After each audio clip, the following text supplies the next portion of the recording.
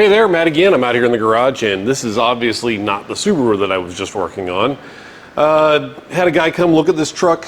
I am selling this truck currently. He came and looked at it a couple days ago, actually drove to Idaho all the way from Arizona. Looked at the truck, took it out for a test drive, started it up initially, had the hood up, checking things out under the engine, wasn't making any weird noises or anything. He took it out for a test drive. It was about 102, I think, that day when he took the truck for a test drive. Came back, parked, opened the hood back up while it was running, and there was a new ticking noise that I had never heard before. It wasn't there when the engine was cold or before he drove it. It was there after he came back. I got out one of my really long screwdrivers, did the poor man's stethoscope, it was coming from the right side of the motor, somewhere near the head. So, don't know if you know this, you can use a long screwdriver sort of as a stethoscope. You put it to your ear, you put the tip of the screwdriver on what you're trying to narrow the noise down from, and it will travel up the screwdriver. It doesn't work as well as an actual stethoscope, but it does work. So I tried doing that.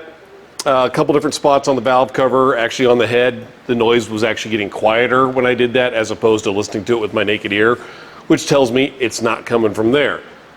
The only other thing I could think of at that point was an exhaust gasket leak. I told him that. I don't think he was believing me. He packed up, took off, headed back to Arizona.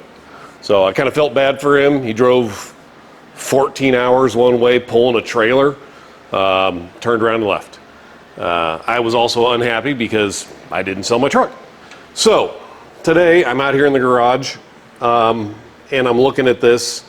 So this is a 360, which is the same series engine as the 390 or the 444, which is what's in the blue boat, the wagon. Same series motor. It's a FE block. It's a big block engine. FE stands for Ford Edsel. Ford designed this motor in the late 50s to go in Fords and Edsels. So they made it through 76. It was in trucks all the way up through 76. I think cars, they stopped putting it in like 71. So anyway, they are notorious for blowing out exhaust gaskets at the head, especially if you're running headers. I've got long tube headers on here. And I'm looking in here, and when I swap these heads and intake manifold recently to steal the heads and the Edelbrock heads and intake that were on here to put them on the wagon, I had these factory Ford 394 barrel heads redone by a local machine shop, Northwest Motor,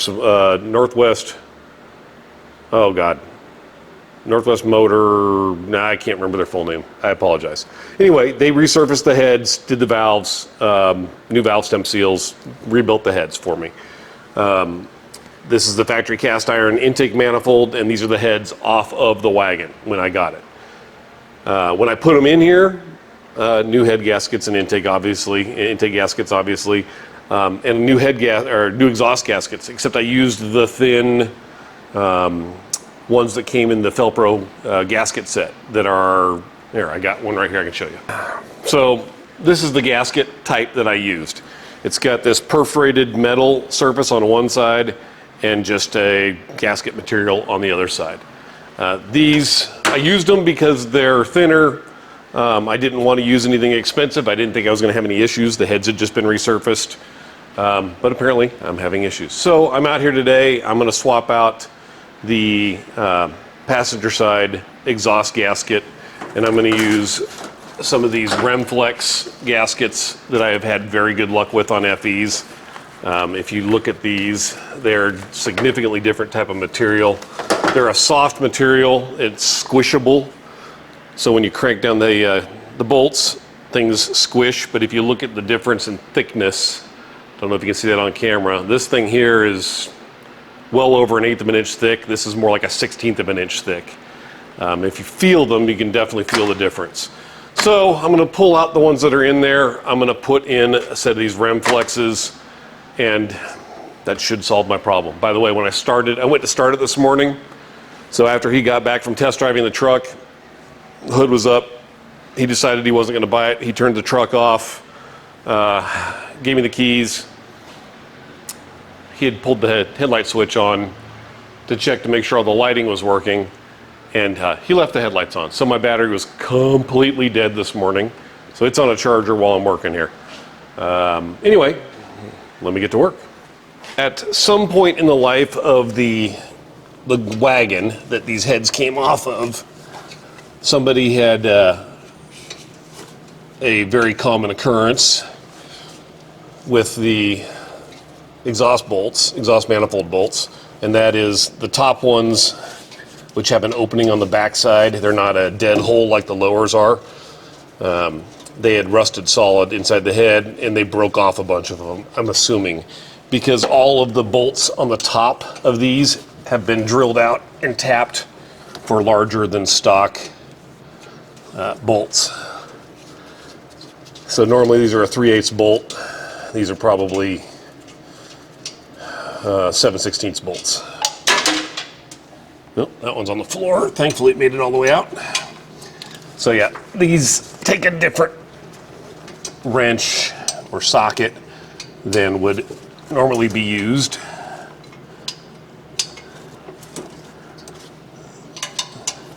And the bottom ones, because there's such limited clearance underneath with this engine, with these headers on here, I've got some ARP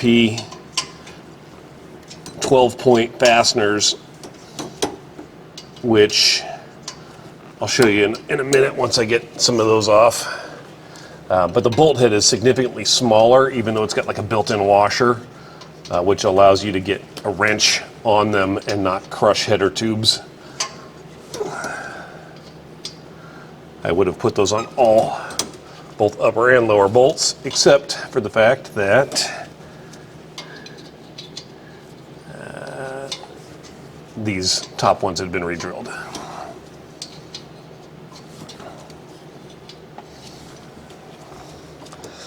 I'm gonna go get my ratchet, be right back. This will go a little quicker than a wrench, since I got the room.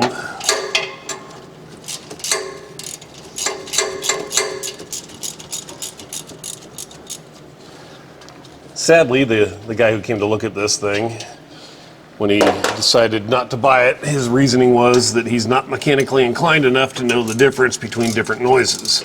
So he thought it was some sort of an internal engine clearance issue, noise, which I couldn't swear that it's not, because I hadn't taken anything apart. But the fact that it did it when it was warm and not when it was cold makes me think it was definitely not an internal engine noise. Internal noises typically are going to get louder when things are cold because the clearances are bigger. It's not going to get louder once things warm up because clearances get smaller. So the one nice thing about these gaskets that are on here is I should be able to leave the front and rear bolt in place, because the gasket has got a slot instead of a hole for the bolt, so that you can drop them in from the top. Oh, come on, there it goes. And I mean, this is the whole reason he didn't buy this truck, and header gaskets are really easy to do. Let me show you the difference I'm talking about on the bolts. So there's the bolts that are on the top. That is a 5/8 wrench size head, and it's a 7/16 diameter bolt. This is the lower header bolts, and that is a 3/8 12-point wrench, and it is a 3/8 diameter bolt. So the top ones have been re-drilled at some point. All right, get back in here.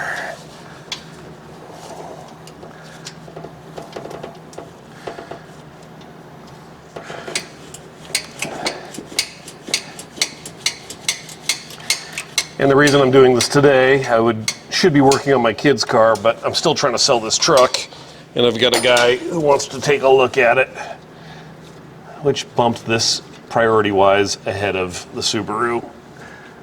I might actually be trailering this thing to Sacramento, California, where I bought it originally 15 years ago, because the guy is in California, and if he doesn't buy it, I probably have a much better chance of selling this two-wheel drive pickup in California than I do in Idaho.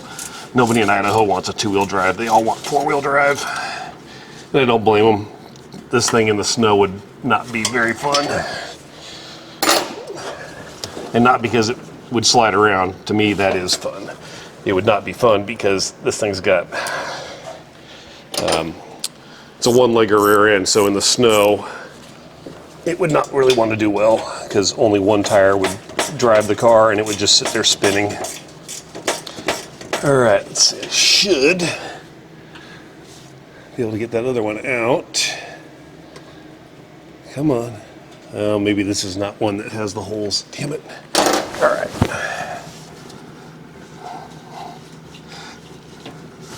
Let's see. Loosen this up a little bit and see if I can get a hold of that and pull it out.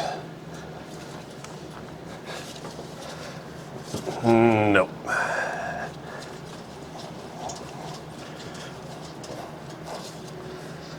Nope. Those don't have the holes that I was talking, the slots that I was talking about. So I got to take all these bolts all the way out.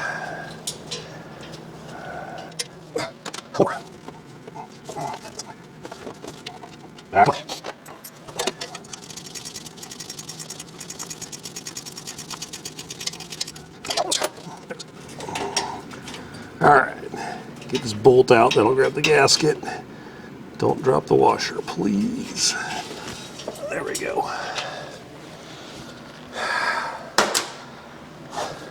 All right, let's pull this gasket out of here and take a look at it. If I can get it stuck to the engine.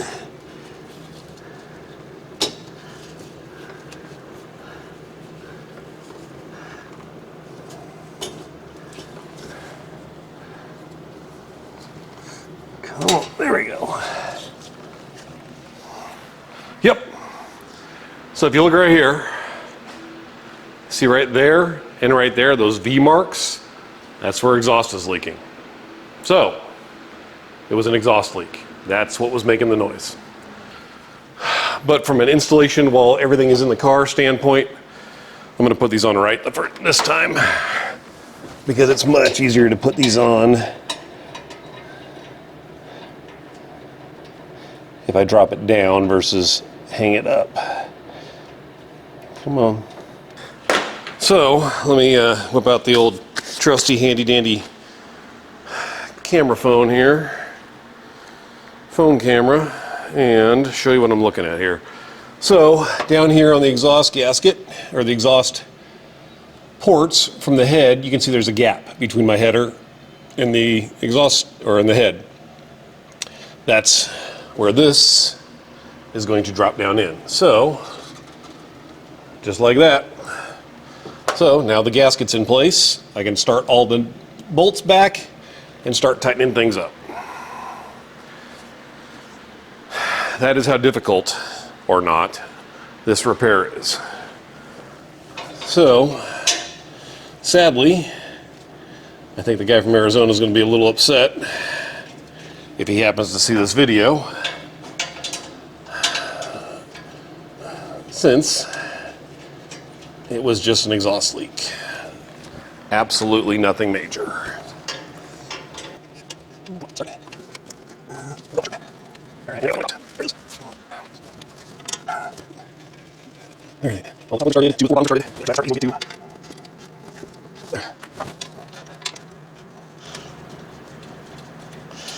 All right, they're all started, just need to tighten everything back down. By the way, as a side note, this truck is so much easier to work on than my new one. By new, I mean like really new, 1996. Significantly newer than this, but it's got a ton of smog crap on it. You can barely even see the exhaust manifolds, let alone get to them. And guess what that truck has? Minor exhaust leak. But on that one, it goes away when it warms up as opposed to getting louder.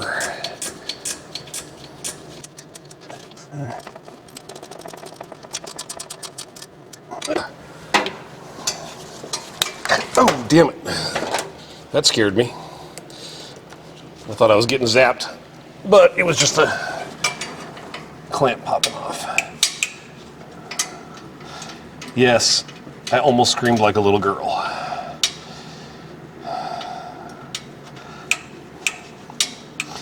Come on. Why is this not? There it goes.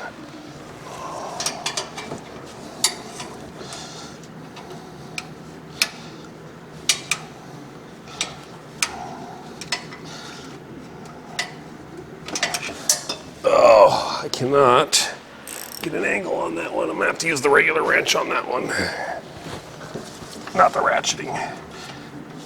And it's already getting warm today. Got sweat dripping off my forehead, running down my glasses.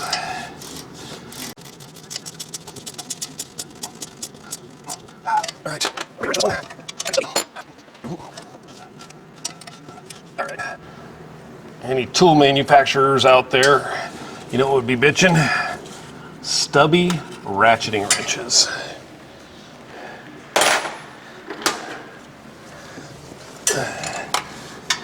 When you cash in, you can thank me.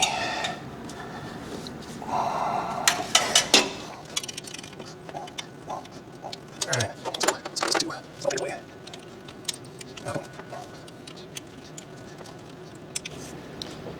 Oh, that's awesome. I'm glad I found that.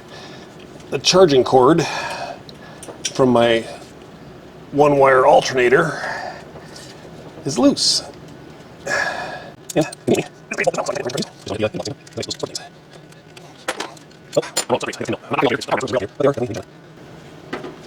Why am I not finding a wrench to fit that? Maybe it's 7/16.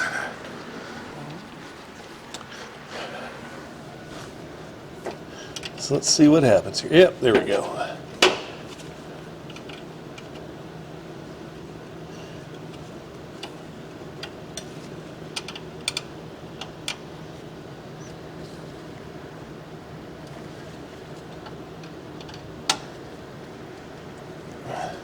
Well, that's tight now. That shouldn't be an issue. Now all I gotta do is run these top ones down, and they're the easy ones.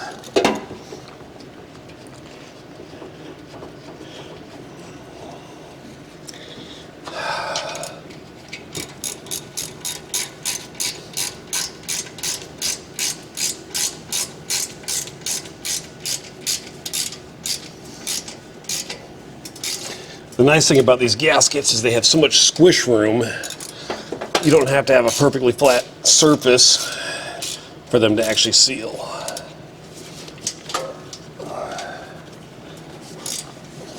Which most gaskets normally require. And exhaust is one of those things that's hard to keep a perfectly flat sealing surface, because when the metal gets really hot, like exhaust manifolds do, it tends to rust quicker. So the rust gets in there and jacks up your sealing surface. Plus then you put headers on, like I did, because my right side exhaust manifold had a crack in it, like is commonly found on Ford FE blocks. And headers are not known to seal as well as manifolds because they're thinner material.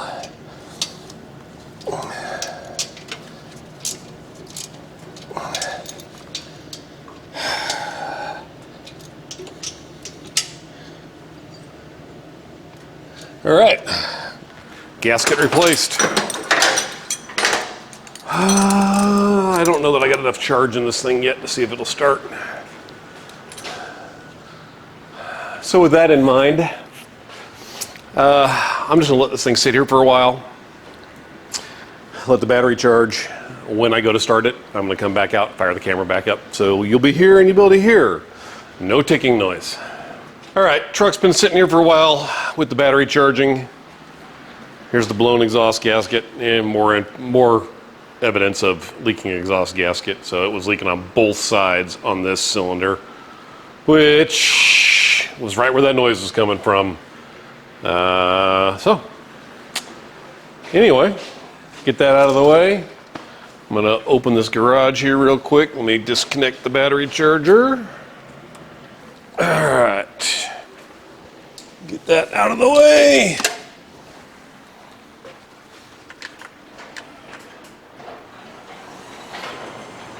And let's see what we got here.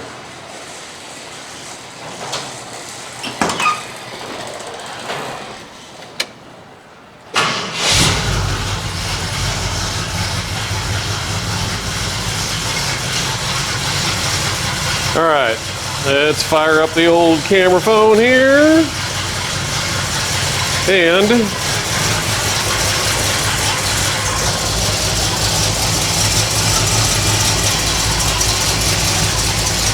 no exhaust leak, no ticking noise.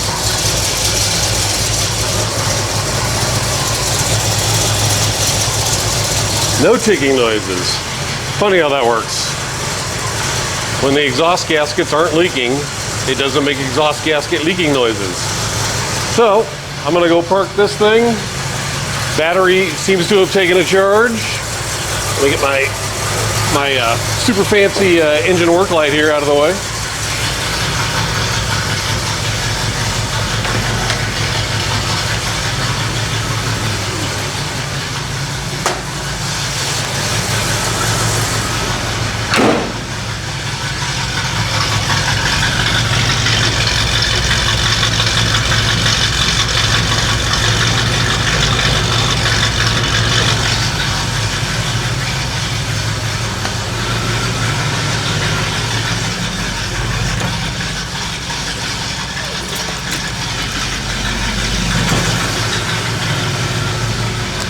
Go put this thing back where it lives.